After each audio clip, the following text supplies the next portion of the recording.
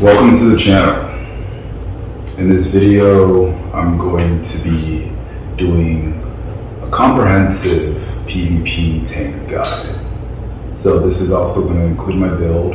I know a lot of you have been requesting my updated build following this recent patch. So the build is going to be over there.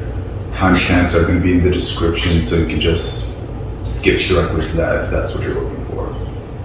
This video is going to be geared more towards the new PvP player, specifically the new PvP tank player. So if you're looking to get into tanking, into PvP, and you're new to the game, well then this video is for you. A lot of the players who have been watching this channel from the very get-go probably will know most of the things I'm going to say in this video, so feel free to just look at the build. So without further ado, I'm going to break this up into three major components. So first, I'm going to talk about tanking as a whole and everything about PvP tanking. Then I'm going to go into my build, specifically, what I'm wearing, all the attributes, etc., perks. And then finally, I'm going to go into an in-depth analysis on little tips and tricks that you can do to improve your PvP gameplay. So the first step is just going to be, defining what PvP tanking is, because I feel like there's a little bit of discrepancy in the community as to if it's useful or not and all that stuff. So let's get started. What is PvP tanking? What's a tank to begin with? So in general, when someone says they're a tank, their main job is going to be to control the battlefield. So you do have to get taunts in PvE, so if you have a Cornelian gem on your weapons, not your armor but your weapons, you slot that into your weapons, then certain skills that are taunt compatible and will be listed under the skill, you should be able to what they call aggro mobs. And basically all that means is the mobs are going to attack you, so the NPCs, the little ads, they're going to attack you and not attack your teammates. So that's pretty much your main job. It's just to get things to hit you and not hit your teammates, and you can drag them to wherever is most convenient for the team, and you can take the heavy hits from the boss that will normally one-shot their DPS. So that's PvE tanking in a nutshell. Problem with that in PvP is you don't have the taunt. And so a taunt is basically the healing equivalent that a healer has. So that's the main thing that a tank has is this taunt. So you don't have that in PvP. And so now the question of if you can tank in PvP is kind of blurred. So the way I look at it, I like to divide tanking into three major subtypes, so three major type of tank archetypes that I personally see in the new world. I've been playing since the first beta ever came out for this game, consistently using the same weapons. So basically tanking has just been my main role in PvP. So for the three that I pretty much break it down into, the first is going to be the bodyguard tank. This is the bread and butter tank that a lot of people associate PvP tanks with, and this is also the most flexible in terms of all the tanking stuff, because you can use pretty much any weapon that you want, provided it has good CC, and that's pretty much the only requirement. Provided you can CC people, then you can basically be a bodyguard tank. And so the bodyguard tank, their main job is going to be to find an ally and basically protect them. Their job is going to be to CC melee people who get in close to that person that they're trying to protect, whether it's a healer or a high DPS, role player who's putting on a lot of DPS but doesn't want to focus on, watching their back for somebody trying to gank them. That's where a good bodyguard will come in and basically CC people as they're trying to finish people off. At the same time, a good thing about bodyguard tanks is they also can stop projectiles if they have a shield. So in this clip that is probably going to be playing in the background of this video, I am just holding a shield up, basically protecting my bow player from receiving any sort of damage, and he's allowed to just shoot right through my body, but the player can't penetrate my shield. So that's bodyguard tanking as a whole. And the other two tank archetypes can bodyguard and switch in and out, but if you're just going into PvP as a tank, I advise you learn how to bodyguard, learn how to time your CCs when you expect an enemy player trying to take out your own teammate. Okay, next is going to be the debuff tank.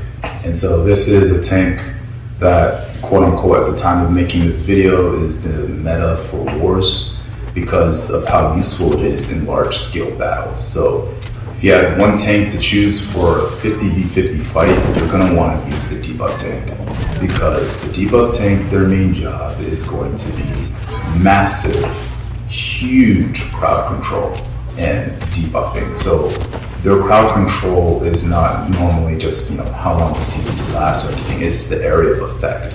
That's what makes the debuff tank so powerful in large scales, that they're able to affect multiple people at the same time and hit them all with the same debuff simultaneously, in a big group that they're fighting. So that makes them super useful in wars and large scale open world battles, even in outpost rush in mid lane, where they're trying to, kind of control that entire scenario.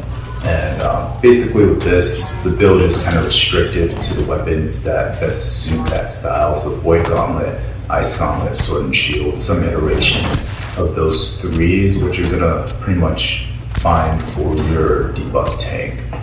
I personally don't debuff tank because I don't use those weapons, and basically I can't talk too much about the strategies that go into debuff tanking. But I do have a link in the description down below for a YouTuber who, from what I can understand, that's like his main goal. Like that's what he's perfected over the course of his entire, New World career. So you can check out his channel for more info on how to be a debuff tank and be useful in those large scale battles. And last but not least is going to be my tanking archetype that I personally love, and the tanking that I've done in pretty much every single PvP game that I've played in, and that's going to be the frontline tank. So the frontline tank is kind of different. It's more cerebral in terms of what's required. So for the frontline tank, your main objective is going to be to penetrate into enemy territory as deep as you can and safely as you can as well. Kind of just hold them off over there and give your team the strategic advantage. So allow your team to push points, allow your team to have the advantage of numbers, etc. So that's frontline tanking as a whole, as a bird's eye view. More into details about that. So the main thing with that is you want the enemy team to have a dilemma, right? They want to fight you and they want to be like, well, this guy is super hard to kill, why am I fighting him?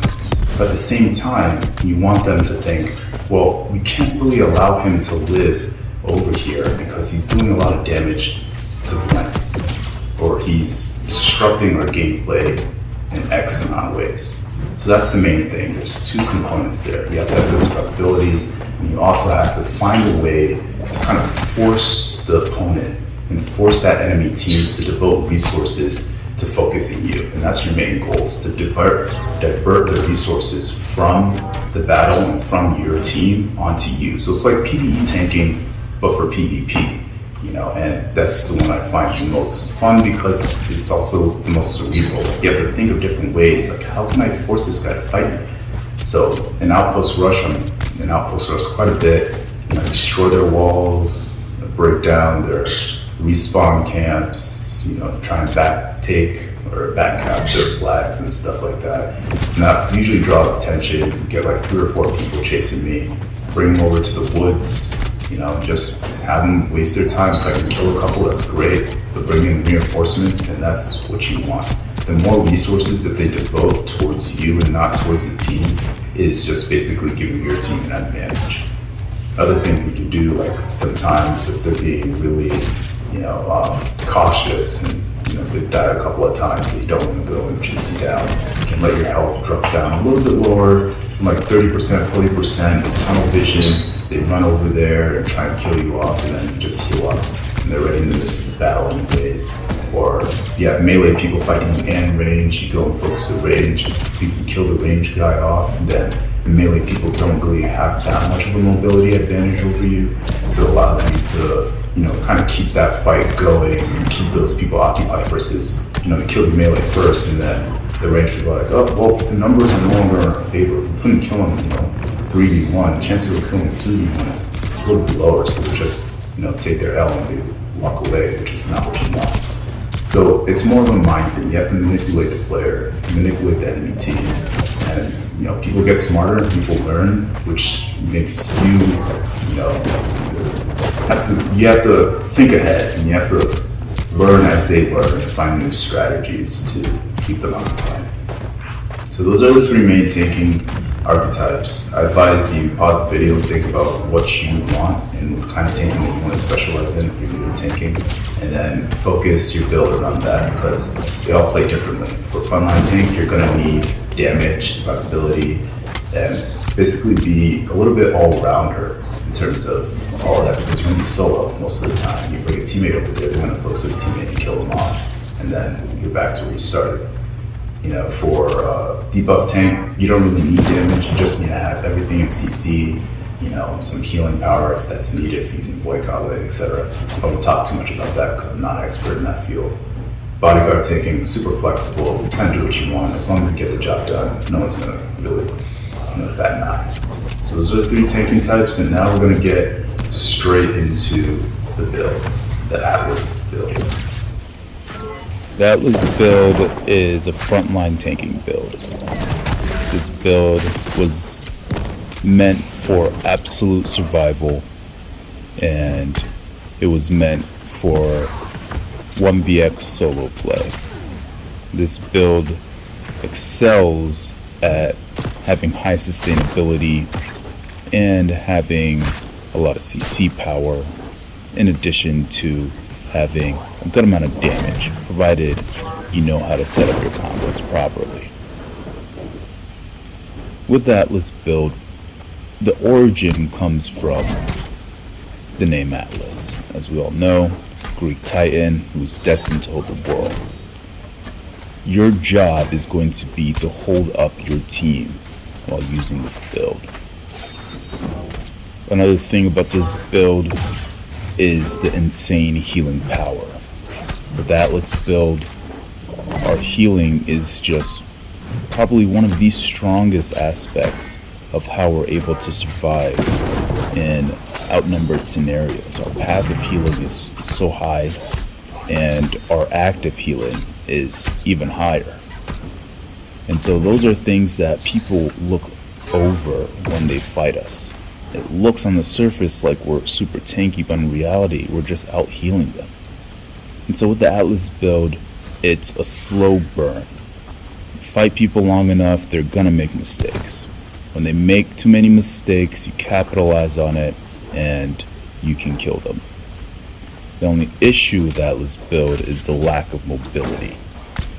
Now, if a player is fighting you and he decides to run away, it's like, alright, I'm not gonna fight this dude. I have no intention of killing him. Well, you're not going to be able to kill him. It's as simple as that. Any decent player who has any sort of mobility will be able to get away from you. But that's okay. Our main job at this point is going to be to find some place to hunker down and say, if you want to kill me, you're going to have to fight me. And if you fight me, you know that I can probably kill you. So let's get into the attributes and let's get into the rest of the gear. Alright, attributes. We're running a 200 strength, 300 con. We've always been running this. You could do 300 strength, 200 con. However, with the 300 strength, that extra grit will give you some good defense as you're on the offense, as grit gives you extra defense. But when you're moving and as you're moving around the battlefield, or when you're not on the offensive, having higher health, I believe, makes me a lot more tankier. The other thing about this is a lot of our passive healing and a lot of our active healing abilities rely on maximum health. And so having our health being a lot higher means our passive regeneration is going to net us more health, as well as Defiant Stance is going to net us more health as well. So that's with the attributes. Let's go into the weapon skills. We'll start with the Sword and Shield tree. This is straightforward. We're going to move with the Defender tree. So the Sword and Shield bar is going to be our defensive bar. With this bar, we want to wait for cooldowns to be over, and we want to primarily lead with our CC once we can get players low enough where one combo can get them to a decent amount of health, if not kill them out. So the Sword and Shield bar is good for stalling because we have a lot of defense on this bar. We can move in and out.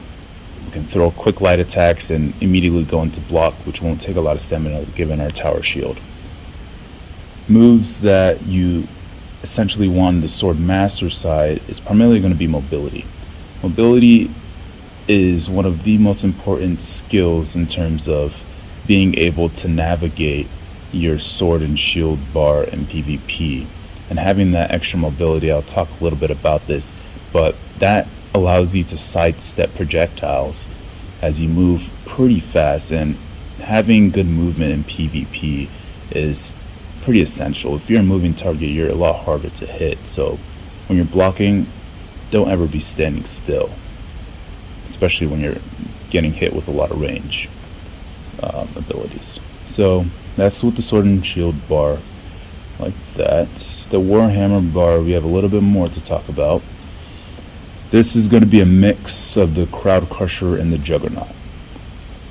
We want heavy damage on the Warhammer bar. However, we know a lot of our damage comes from being able to control those around us. That is, having good crowd control. And so, what we want on this is going to be all the passives that give us good damage on the Juggernaut tree. So pretty much all the passives besides exhaustive attacks. I don't think that move is necessarily as useful as the others that I have listed here, but you could try that out if you so please. You want all these passives that give you extra damage, and you can read through these as well and take some time to process it if you're new to Warhammer. And then on the Crowd Crusher tree, we're going with Crowd Crusher because all these moves heal us. The big debate on the Warhammer in terms of the skill usage is going to be Clear Out versus Wrecking Ball. And so you're going to use Clear Out and people will look at you funny because barely anybody uses it. And that is why a lot of people don't really understand how good the move can be in outnumbered scenarios. In 1v1, it is inferior to Wrecking Ball, no doubt about it. But when you're fighting more than one person, 2, 3, 4, as you will be as a frontline tank, if that's what you're doing, the heal that you get from Clear Out is going to be so substantial that it's not worth going for Wrecking Ball. The things that Wrecking Ball have over Clear Out is going to be the damage, and it's going to be this Fortify. But even the Fortify, and I'm going to tell you a secret, and this is something that I've discovered, and I plan on maybe publishing that as well, maybe in a separate video, but I can show you how to get maximum Fortify on your Warhammer bar without using Wrecking Ball. Well, you're going to be like, well, how can you do that? Because, I mean, Wrecking Ball gives you 20%. That's not even maximum of being 50%. And Clear Out only gives you 10%. So how could you possibly get the maximum 50%? And I'll talk a little bit about that. So that all comes from the Sword and Shield bar with Shield Rush. And Shield Rush has a particular perk that gives it Fortify, and that Fortify, I can actually bar swap, and that Fortify remains on my bar as I go on my Warhammer. And I'll talk a little bit about that as I go into the gear, but let me finish up and wrap up with the Warhammer skills. So you want to go Clear Out because of the heal. It's that simple. Now, if Wrecking Ball healed me for as much as Clear Out heals me, then I would have gone with Wrecking Ball. And if you don't believe me, look at my clips, and when I'm fighting a lot of people, watch me do a clear out and I hit a lot of people. Calculate it for yourself. Don't take my word for it. Calculate it for yourself, watch it, and see how much I'm healing from using this move when I'm fighting multiple people. Everything I say in this video, I do want you to take the time to actually test it for yourself. Don't take what I say for law. Test it and see for yourself. I always test things by myself anytime I find new information as it pertains to my build, and I advise everybody to do the same because there's a lot of misinformation out there, and I am most definitely appreciative of people who call me out on any sort of misinformation, as it allows me to be more accurate and adjust what I tell other people. Alright, enough with that rant, let's move forward. So I think everything else is self-explanatory. I've been using all of these moves from the very get-go, etc. Now, let me open my gear and show you what I mean by getting max fortification.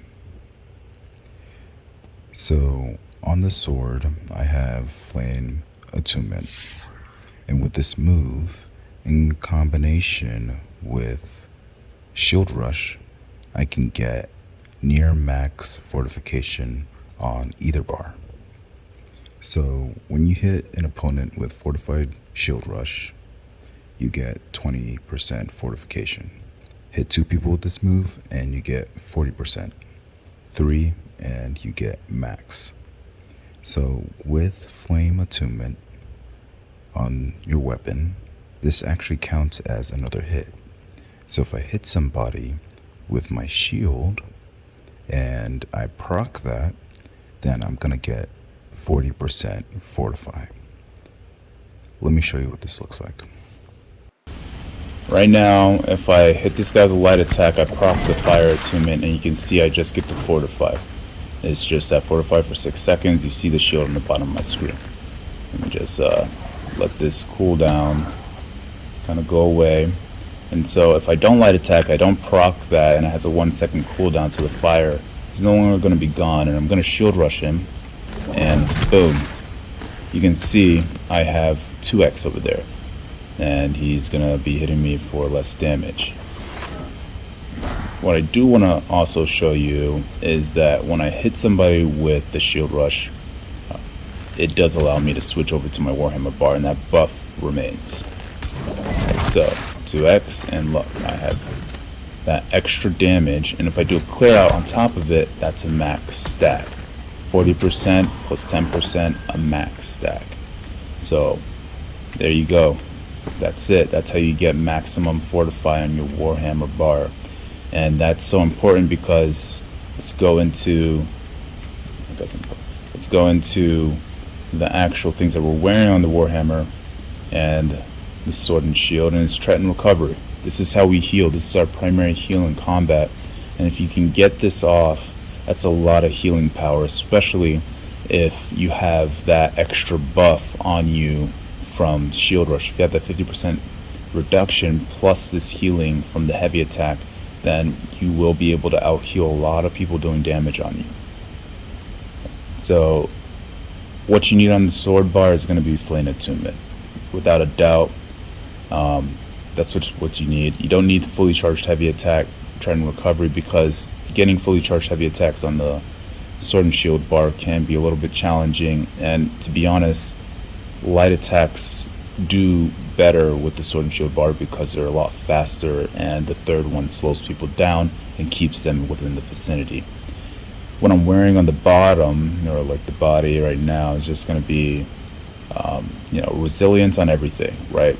We are a PvP tank, so resilience will give you the most defense regardless of what you're doing in PvP. And so for the head, we just have physical aversion. For anything that doesn't have a skill, right, you can just do resilience and some form of perk that gives you defense, and you should be set. So I have fortifying shield rush, I have physical aversion again, and then I have sudden shockwave and resilience, and then I have physical aversion and resilience. So the main thing here, orichalcum. Orichalcum gives you higher physical resistance, and as a consequence of that, you're going to have more health because you get more health in proportion to your physical resistance. That's why we go with orichalcum. If I can find orichalcum with this, then I'll switch it out and get maybe like 2 health extra, I don't know. For the shield, what we want here is going to be thrust resistance, sturdy, and accelerated defiant stance. Defiant stance on the shield will give us more incoming healing and make us even faster when we pop it. Helps us move around a little bit. And so basically you can't get defiant stance and shield rush on this. They're mutually exclusive. So we can already get cap fortified by hitting just one dude and blocking a projectile, because blocking anything really, blocking gives you 10% fortify, so that's already stacked, so it'd be wasted on the shield and anything like that. You just want divine and health for jewelry over here. You want leeching. This is just from Genesis right now. You run Genesis a couple of times, you get this. Sorry, no, Lazarus, apologies. Yep, Hardy is the main perk that you want on the ring because it allows you to dodge 3 times. And then the earring, you're gonna want regeneration. This is one of the things that makes us so powerful. It's like having this plus food regeneration, and we have such high health. It just makes it very hard to take us down if they're not actively hitting us. So players who think that they can just run away and we'll just start healing back up, not a problem. And so for food, I use the 40 con food. I just ran out. Health is about let's see, about 16k, give or take. And so for consumables, which you will want, so for food, you can use any sort of regen food in the moment. I don't use oak flesh right now. It's just way too expensive to keep up, but you can use that if you have the cash. And then you want to have a honing stone on you. 5%, the most expensive one over here is 7% versus 5%. I mean, I'm just a poor dude, as you can see, only 15k to my net value, but you always want to have at least the lowest or the highest honing stone that you can afford comfortably with your net income. So that will make a difference in your PvP by quite a bit. And so for PvE right now, we're just using some random sword over here. I don't really PvE too much. For the Warhammer, same thing, Path of Destiny and Trident Recovery, and then just some random third perk. For the third perk that you want on your actual combat bar, you want leeching, obviously Trident Recovery, and then some form of damage perk, but it can really be any perk of your choosing. I also had this one as well, Plague Crits, but Plague Crits on the Warhammer wasn't really doing much because you don't hit people a lot when they're under 50% health. Like, it's like maybe 2 or 3 hits that you're going to get on them. It's either they die or they retreat and heal up, and if you didn't crit on those 2 hits, then it was a waste. You know, the perk is a waste versus having this net set constant damage of this void hitting, and this hits regardless if there's somebody next to them or not. Okay, well, that is it. We're max gear score and everything, so we'll stop there with the build. Let's dive down deep into the PvP skill section. PvP can be scary and intimidating. The battlefield is a dangerous place. The reason for this is because it's within PvP that you come across the most hardcore of players. We all know those players who are extremely dangerous on the battlefield, taking on 2 to 3, even 4 players simultaneously.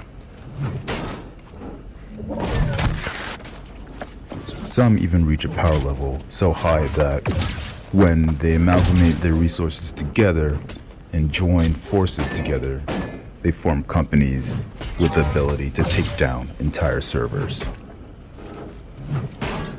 The reason that they're so powerful is because they spend the time to practice and they spend the time to gather resources to increase their overall power level. I can't help you with the resources needed for you to get the proper gear and everything for your own particular build, but what I can do is break down some of the key skills used by veteran PvP players to hopefully decrease the skill gap between you and another player, provided you have equal gear.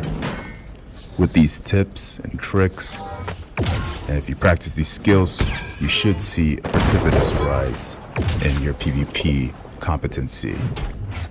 So without further ado, let's just get started. PvP tip number 1. Defensive mobility.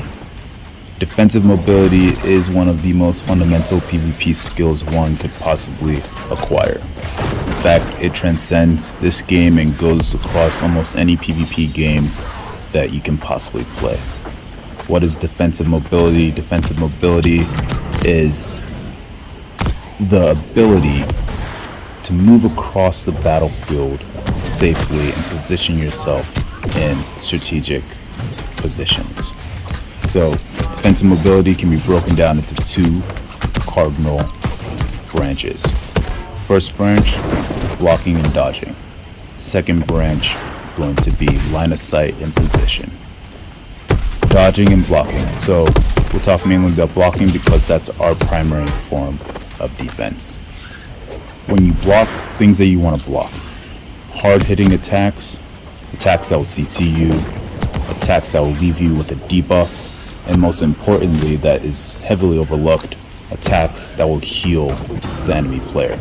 You don't want them to get back the health that you've been working hard to get rid of. And so, focus on learning what these attacks are, and anytime you're moving, it's okay to pause, stop, and react to those. From the other side is going to be line of sight and positioning. When you have an object next to you, you can use that object to basically break another player's line of sight. When you break the line of sight, you force them into a position that is either advantageous to you or disadvantageous to them. And so we all know about Star Wars, Anakin, he didn't have the high ground. Well, there is some rationale to that madness. Being in a bad position can really set you up for failure. In fact, when you're about to fight, it's always good practice to look at your environment, find what you can use as the line of sight, and use that to break people up and force them into places where you want them to be. Additionally, you can use line of sight to stop and heal and use that as protection as you set up buffs and really just fight for your life as you relocate and transcend the battlefield. Defensive mobility as itself doesn't really require your build to have mobility. The Atlas build is arguably the slowest build that can exist on this game. We don't have anything to make us move. However, by mastering defensive mobility, no matter where I want to get to on the map, I can get there safely and effectively. It may not be fast, but I'll get there.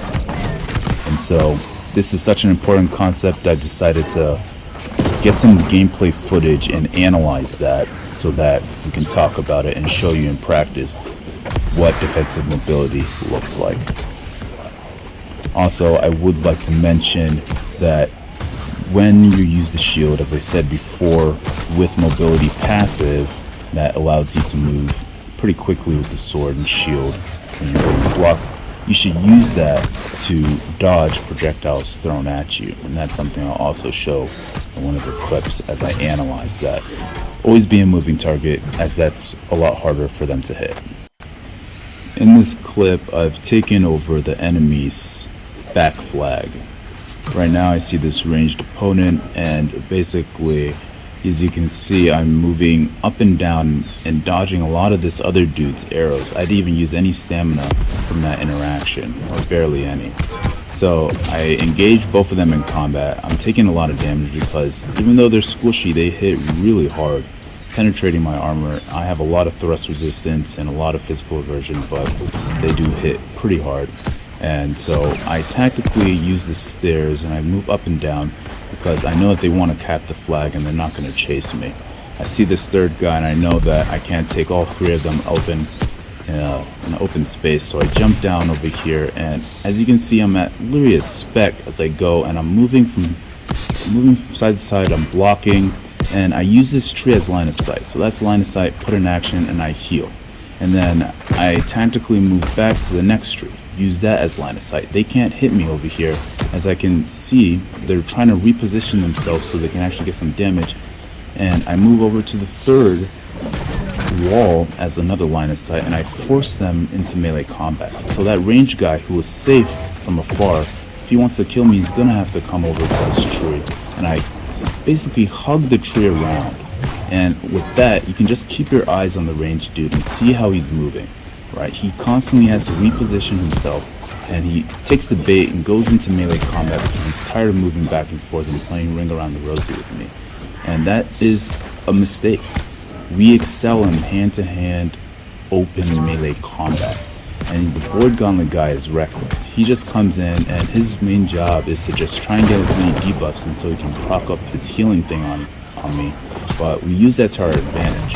So we hit him with the shield rush, get a lot of fortify. He thinks that heal is going to save him, but we just slowly wait and let people make their mistakes, and we capitalize on it.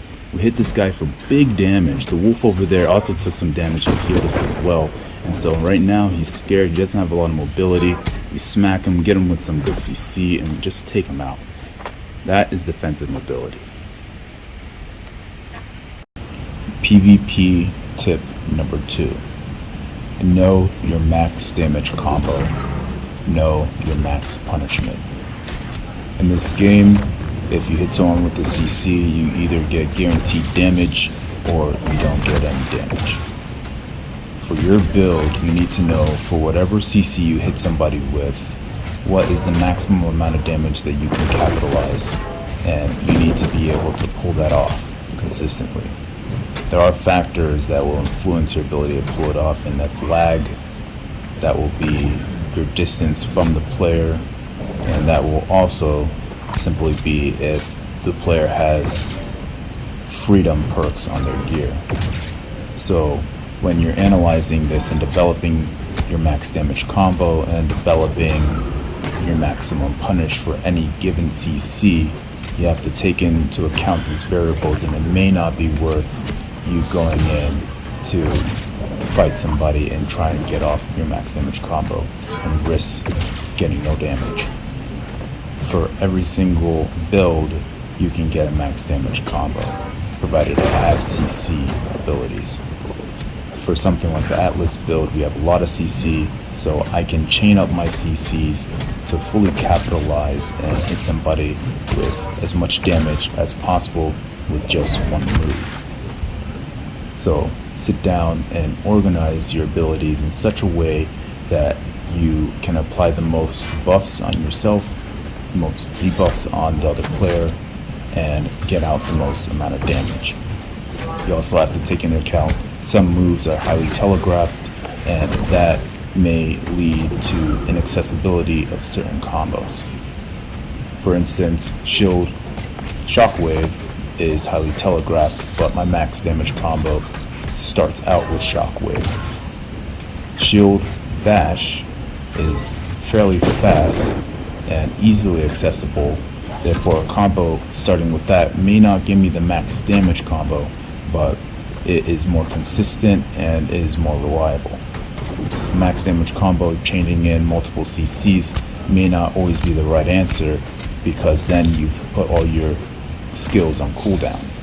So when fighting, analyze the situation and determine whether you need to finish somebody off quickly, if somebody has a certain amount of health where a max damage combo would finish them off, or if it's a slow grind, the guy's tanky and not really moving around too much, and you feel confident that you can get in other skills at later times, and you may not want to waste your cooldowns.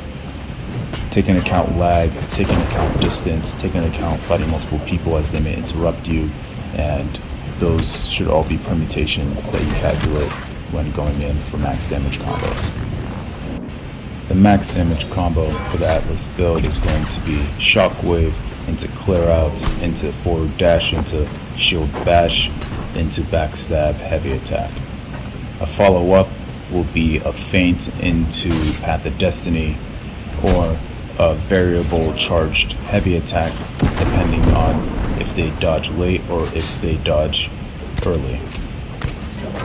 The second combo as an alternative using a more easily accessible move like shield bash would be shield bash into shockwave backstab, into clear out, into forward dash, into light attack. Shockwave doesn't give backstab damage, however, it sets you up for a clear out, which does give backstab damage from hitting a player in the back.